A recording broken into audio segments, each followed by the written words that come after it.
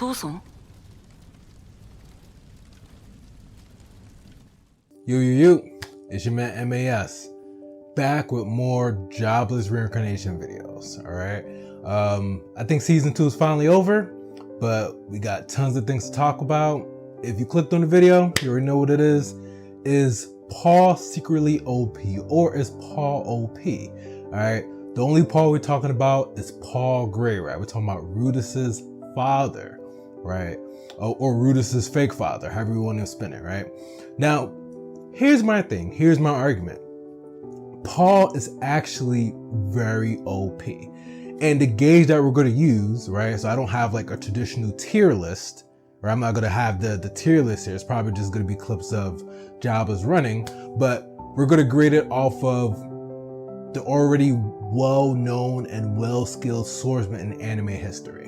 All right, we're talking about the Kenshins, the Ichigos, the what you call it, the Levis. We're talking about those swordsmen, and can Paul wash them? That's what we're talking about, right? Now, hear me out. All of this is subjective. All of this is subject to opinion. But if you think I'm going to give you my logic for everything, all right? So, because there's tons of swordsmen through anime history, almost everybody wields a sword. I don't think it's creative, right? But just to kind of make this more centered, we're going to judge it off of the 5 best swordsmen or 5 best / well-known swordsmen in anime history and how Paul compares to them, or where they rank compared to Paul. Now, the argument is Paul is SS tier. Paul is at the top of the rank, right? And that's what I'm saying. That's why I felt the need to create this video. I felt Paul was severely underrated. And we're talking about in his universe. Keep that in mind, all right? Because after watching Jabba's for like a while, I started to get the idea like, is Paul like the nicest dude in this show when it comes to skills, when it comes to that swordsmanship?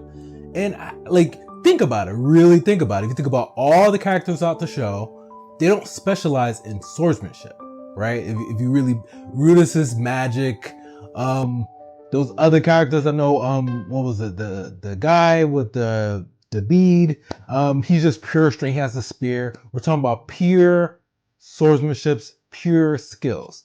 All right. I don't think anybody's really messing with Paul. And the argument is half of the time he's drunk. Well, before the transportation incident, majority of the times he was drunk, right? So I mean, out of the swordsmen that I rank, is Paul better than Kenshin? Kenshin from Rurouni Kenshin, the legendary swordsman, the Batosai assassin, right? They're notorious to me like one of the best swordsmen in anime history, right? Does Paul wash the floor with him? The answer is yes. The reason why is yes, because Kenshin don't hurt nobody anymore. He took a vow of abstinence from killing, right? I'm not condoning people killing people, right? So don't twist my words, but he can't be a contender, right? He has a reverse blade sword. He's not trying to do no damage, right? Paul has intention. Kenshin doesn't have intention anymore. So let's say Kenshin was in his prime, still slashing and dashing people, then yes, Kenshin would be considered better than Paul. But I don't think Kenshin, I don't think Kenshin is not that guy anymore. He's not trying to be that guy. He swore off killing people, so he's trash now compared to Paul. All right, Paul still got them hands, and drunk or not, he ready to sway. All right, so by default, Kenshin, honorable mention, he's probably like D tier. Kenshin is D tier now because he's not killing anybody, so he's D tier, and Paul is still S tier. Paul will take out Kenshin because Kenshin's not trying to kill him. So there's that. Next notable one, Zoro. Zoro from One Piece, right? Can Paul beat Zoro? The answer is yes. The argument for that is Zoro needs 3 swords. Paul only needs 2. Right? Paul only needs 2 and he'll thrash Zoro. Right? Maybe Paul will probably thrash Zoro if he's not drunk too. I feel like Paul does really well when he's drunk. To me, that's the appeal of it. But I feel like when he's not drunk, he's even better. Right? So here's the thing. Paul's never going to get his flowers in anime history. I get it. So this video, I'm giving Paul Gray Rat his flowers. Especially because I don't want to spoil people, but if you saw the show, you saw it ended for Paul. This man needs his recognition, right? Paul needs his recognition. So Zoro, and I'm positive Zoro has other abilities. Like by default, like Zoro's cheating, so Paul gets it, right? But Zoro's probably like B plus in my book, and Paul is still S tier, right? He don't need 3 swords to beat Zoro. Zoro needs 3 swords and other things to beat Paul. It's just not a fair match. Paul gets it. Next swordsman, Guts from Berserk. All right, I'm not gonna lie to you. When it comes to just pure strength for strength, Guts got it. Guts got it. But I don't think Guts is as fast, right? So Paul versus Guts, I think Paul got it with the speed. Is Guts a damn good swordsman? He is. He's probably A tier, right? He's not S tier because he still hasn't beat Griffin yet, but he is. I know that was a low blow. Guts is I love Berserk. Guts is my man, but he not S tier. He's not S tier. He's not. We're not gonna lie to ourselves and say Guts is S tier and Paul isn't. If Guts is S tier, Paul is S tier. All right.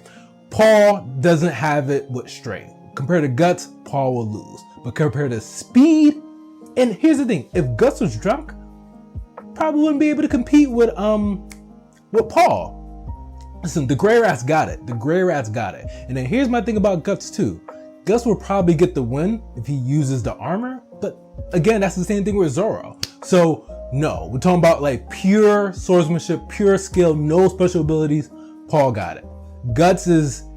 So let's review the list, right? Kenshin is D tier because he don't hurt nobody.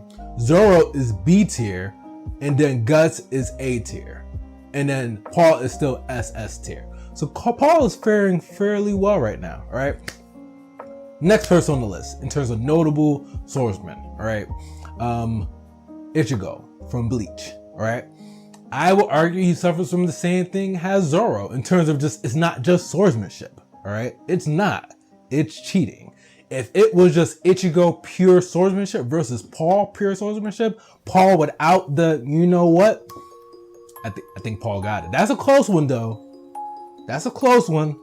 Because Ichigo is nice. I think Ichigo would beat Guts too, if I had to be honest. Ichigo is nice, but listen, Paul needs his recognition.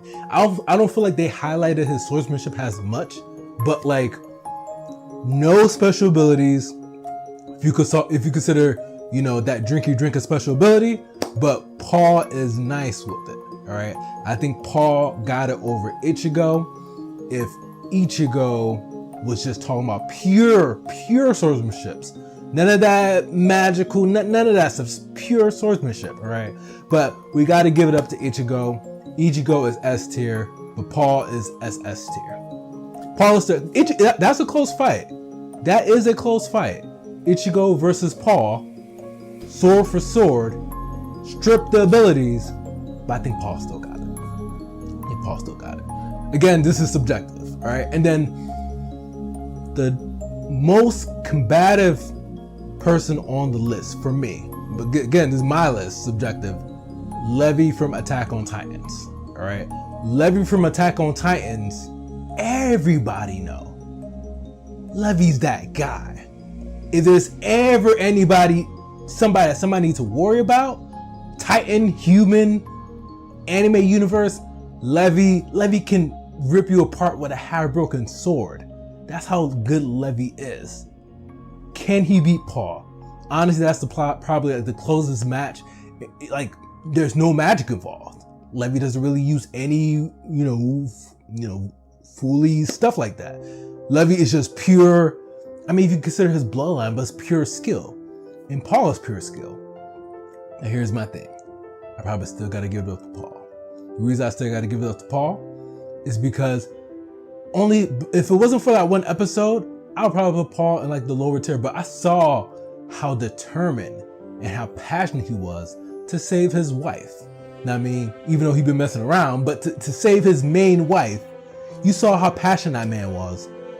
Paul can do any and everything swordsmanship wise when he puts his mind to it. and even when he's drinking, he probably still can.